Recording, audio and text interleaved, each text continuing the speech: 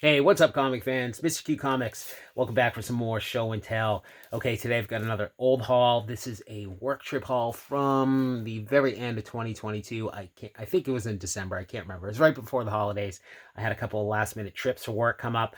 Had to head out to New York and Pennsylvania, and then I think I've got one spot in Rhode Island I hit up, a couple of eBay wins, and a couple of big books I picked up from, one big book I picked up from a shop in New Hampshire that I've mentioned before. So, all right, before we dive into it, guys, if you're a fan of haul videos, do me a favor, go down below, hit the like button, hit subscribe. Let me know what you think about these books. Okay, first we're going to start with, I think I had my first meeting in New York, so I was driving through the Albany area again. I just talked about these guys a few videos ago. Greenbush Out of Print Comics. I made a point to hit them back up. Again, I mentioned in that video, this shop, very little is priced. It's all vintage. They don't do current issues. They don't do pull lists. It's just vintage books. And he basically just puts the boxes out. He prices what he can, and he puts those kind of up front. And he's very upfront when you walk in. It's kind of dig, find what you find. He's going to price it at the counter. So he's very upfront about that. So you know going in. But I have to say, he priced very fairly, in my opinion. So I love to go in there. You definitely got to spend some time. You have to dig. You got to move boxes around. There's boxes all over the place. So it's that type of place. So if you're into digging and seeing what you can unearth, you can find some great stuff there. So, all right, let's jump into it. First thing I picked up. This is just a cool Eclipse Comics cover here. This is Three-Dimensional Seduction of the Innocent. I grabbed it because it's a Bernie Wrightson cover. I had never seen it before. It's issue 2. If you're a fan of Dave Stevens, he's got that fantastic issue number 1 where it's got the Halloween cover with the half-naked woman, so who doesn't like that? So anyways, I had never seen issue 2 with the Wrightson cover, so I grabbed that. I think that was $1, something like that. Yeah, I think it was $1. So I just thought that was a cool book. It does have the 3D glasses. We've got an Artgerm cover on Batgirl number 11. Again, this is in decent shape. VF near mint. I think that was like $1.50. This I grabbed. He did have it in the price pile, and I thought it was cheap. This was one of those books that had gotten hot for 2 months or so, a couple years back. Secret Warriors number 6. So this is the I can't remember what this is. Contessa Valentina, whatever, is revealed to be Madame Hydra. I mean, for a while, this was a fairly expensive book, if I recall correctly. But this was a near mint copy. It was like $5, and I think that's what the sticker was on it. So, and like I said, that was what his price box was. So I thought that was a pretty good price. For my PC that I was missing, giant size Spider-Man number 6. Yeah, I think might have been the last issue that I was missing. So that was only $3, mid-grade book. I mean, Bronze Age Spidey for $3. That's cheap. So good deal there. I have this. I couldn't resist it. I love Artgerm covers. Wonder Woman Rebirth. This is the variant, the Artgerm variant, obviously. This was only $4, near mint copy, so I couldn't leave that behind, even though I have it. I don't think that was ever a super expensive book. It was just kind of the regular variant. It wasn't like incentive or anything. But this was, I think, on consignment. One of these J. Scott Campbell covers I've always wanted to pick up, but you don't really typically find it in local shops because I believe it's one of those, online retailer exclusives. Yeah, it was. It was the Comic Exposure, Amazing Spider-Man number 3, Comic Exposure variant. Gorgeous cover. I think the matching one is She-Hulk on Hulk number 1 or something. And of course, they do them in the black and white and all the different variations. So this was, again, I think he lets a customer put some books on consignment. It's probably VF, near mint range. It was $20, which is probably about what it goes for, but I never come across it. So one I wanted, I like collecting J. Scott Campbell covers, so I was happy to grab that for $20. All right, I got 2 copies of this. I just had a feeling looking at it. I'm like, man, I feel like this book is something. I didn't know much about it. I looked it up. It is the, I believe it's a retailer incentive. It is Blackest Night, number 1, Ivan Reyes sketch variant, which I can't remember if it's a 1 in 25 or a 1 in 50 or something, but it looked like it went for a good amount of money. He had 2 copies in great shape, both in near mint condition. I snagged both. I mean, these priced them right there, $15, which I thought was a great price. I thought they were going for way more than that on eBay at the time. I don't know what they go for now, especially with all the DC news. Suddenly, everything DC is crazy expensive because of James Gunn. Amazing how this market works. You get the right announcement, and now Booster Gold is a massive book. So hey, who the hell knows what'll happen with those? So all right, and then he had some, I think the last time I was talking about he had like a box of water damage, like Avengers from 1 through 100, and he had some other Silver Age buried in here. So I was able to find a few more goodies in there. We got Daredevil number 43. This is the first battle of Daredevil and Captain America. It's a Kirby cover from 1968, one of those classic covers. VG range, $25. I thought that was fair. We've got Captain America 115. This is just another classic cover. This is, did I not write this one down?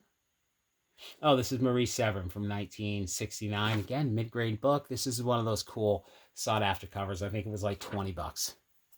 I always used to think it was the first Cosmic Cube, but it's not. So, and then of course the classic Steranko 113 that I'm amazed was still sitting there. VG range, it's a little bit beat up around the edges, but this was only $15. So Steranko from 1969. Then we got a couple of Avengers books. We got 84. Nothing special here. Just a, not a key, but a cool John Buscema cover from 1970. VG range for $6. I mean, $6 for that. Who's not going to grab that for $6? Beautiful artwork on that. And then this is one of those Avengers books that had shot up with, the past couple of years, I think, just with speculation, what's going to happen with Fantastic Four and Doom. We've got Avengers number 25. I keep finding this, but I keep finding really beat up copies of it. This is the first Avengers versus Doctor Doom. Kirby cover, 1966. It's in a good, very good range. $30. So again, just fantastic price on that. So you can't go wrong. And then the final books, I wonder if I should have picked up more, but he had a box of like 8 or 9 of these, maybe more. And it was there the first time I went in, and I just kind of skipped over it. So the guy priced it on the fly. I picked out the 2 best. I was like, yeah, I don't really want to buy more than 2, but this is just an awesome, awesome book. We have got, so this is Marvel Comics Super Special number 1. All right. Kiss, printed in real Kiss blood. Awesome. So I guess the story goes, I guess this is true, that the ink used to print this actually has the blood of the band members mixed in it. So that is awesome. I picked up 2 copies, both in really nice shape.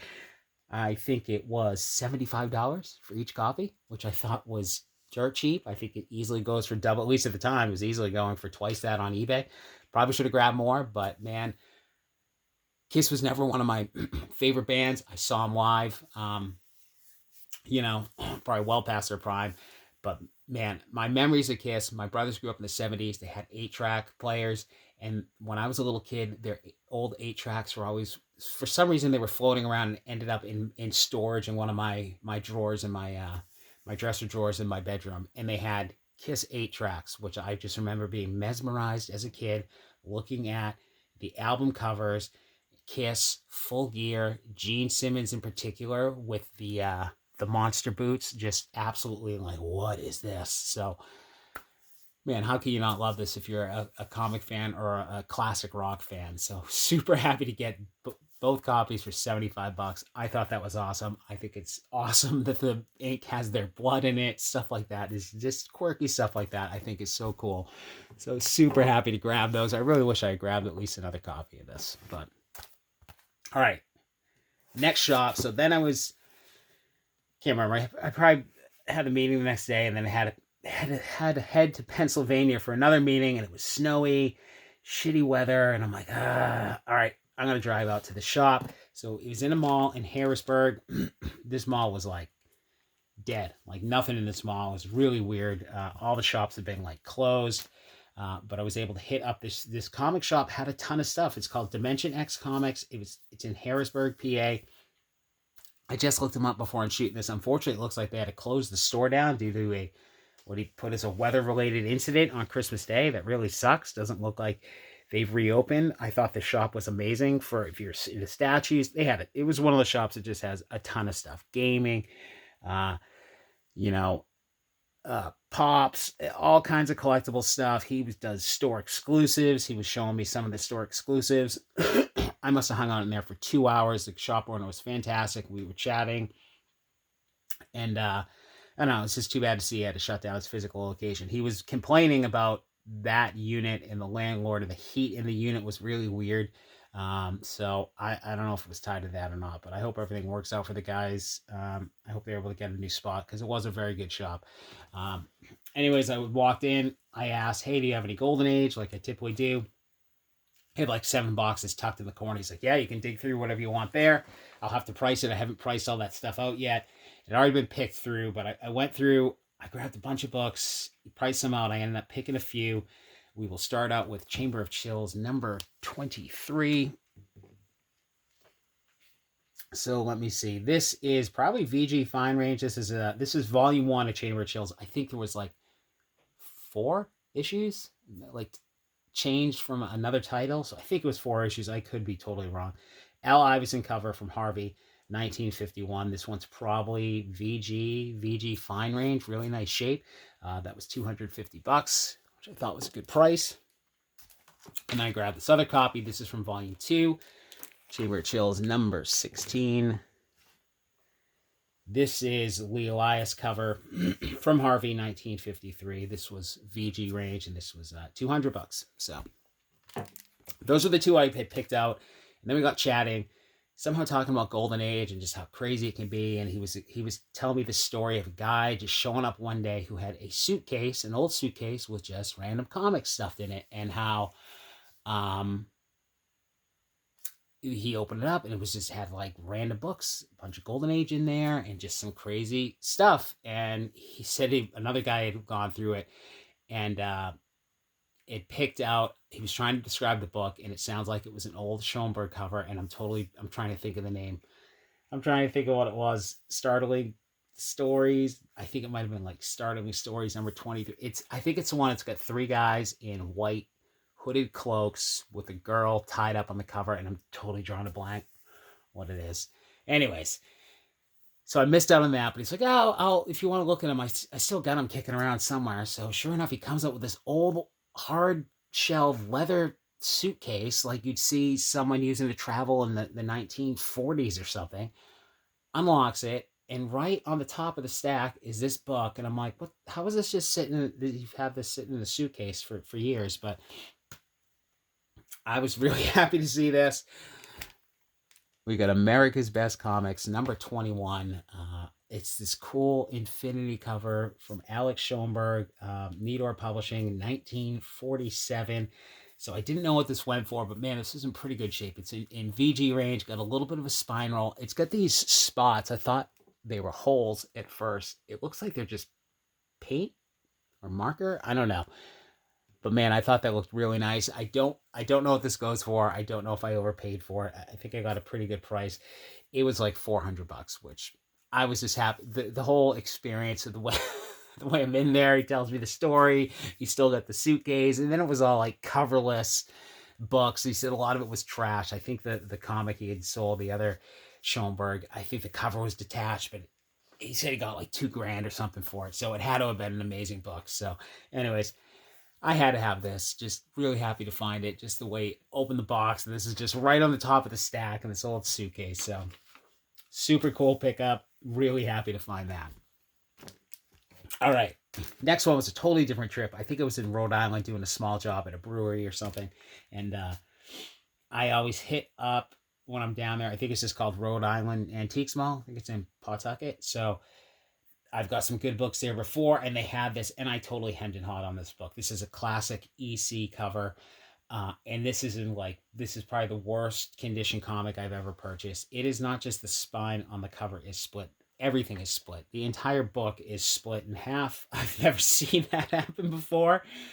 But I really wanted the book, and I was like, man, I really hate buying a book that you can't go through it. I was gingerly able to count, and it appears that everything is in there, but it is chipping away. It is flaking away. It is Shock Suspense Stories, number 12. The art's there, but man, it is like you cannot do anything with this. You can see it's all like completely rounded around the edges. Everything's flaking away. And man, such a crazy cover by Al Feldstein. This is definitely poor condition. It's that classic drug abuse cover from 1953. I paid $125 for it, which I was hemming and hawing because I'm like, man, I can't believe I'm going to spend this on a book that's completely split in half. But this book is so expensive. I've never walked into it like that to find it in an antique shop, and I'm like, I mean, I put it back, and then I'm looking around, and I'm literally wandering around the store right up till closing, hemming and hawing, and I'm like, what? Just buy the damn book. So I bought the damn book, and I figured, whatever. If I lose some money on it, who cares? I have a copy in the PC. One day I'll get one that can actually turn the pages on. So again, just how often you walk into an antique shop and that's sitting there. So I had to grab it. So never found a book where everything is split completely in half. I have no idea how that grades out. So I'm assuming it's got to be, poor, right? So anyways, very cool find there. This was a random eBay one I'm going to throw in. I found this. I can't remember if I've shown off books I won from this seller before. I think I did. This was a beautiful copy. This is Tales from the Crypt, number 25. This is a gorgeous book. This has got to be like the best condition Golden Age book I have. This is amazing shape. This is again Al Feldstein cover. This is from 1951. So I think this is the first one. This guy had a series where he had these books marked as Johnny Craig file copies. So it actually came with this certificate of authenticity. If anyone has ever seen these, I'm not sure if this is coming in. So the certificate's done by Roger Hill, seems to be a comic historian or an expert on EC Comics. I had to look him up. I honestly didn't know who he was when I saw this, but I looked it up before I bid on it, and it seemed totally legit. And this copy is beautiful. I can't remember how he had it marked. I'm surprised it didn't go higher. I mean, I put my bid in assuming that it was just a really nice copy.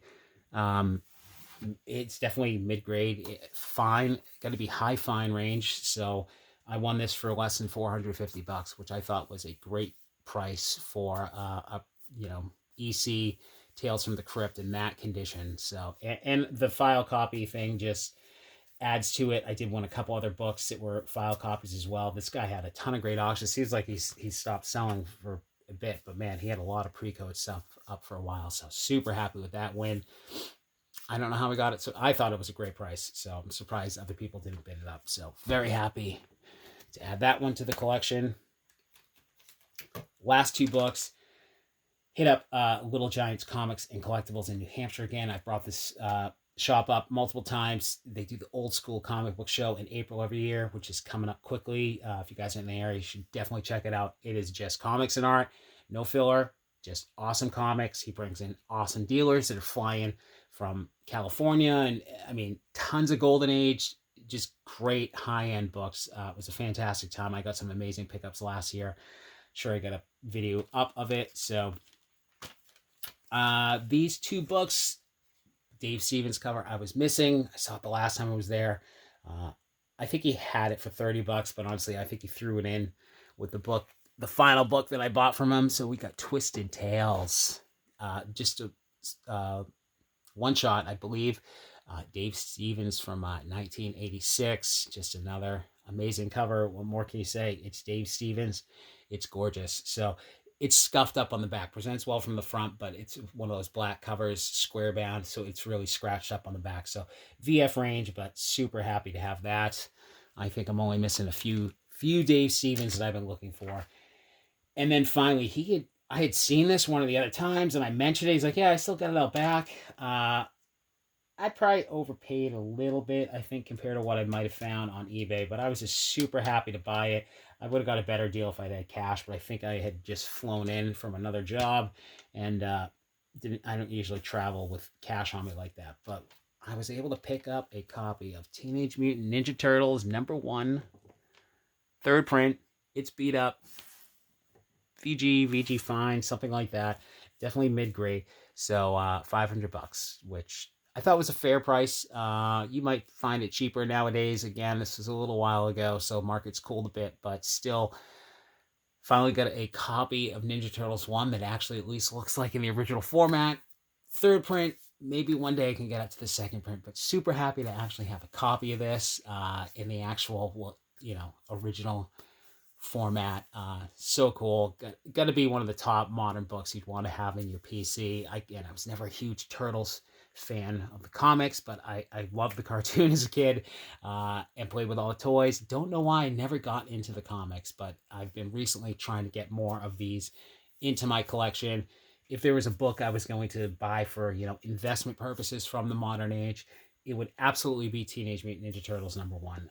I think of all the great books we love from the Copper Age, the ASM 300s, and New Mutants 98, to me, Turtles #1 first print would absolutely be king. So maybe one day. But that is it for the haul, guys.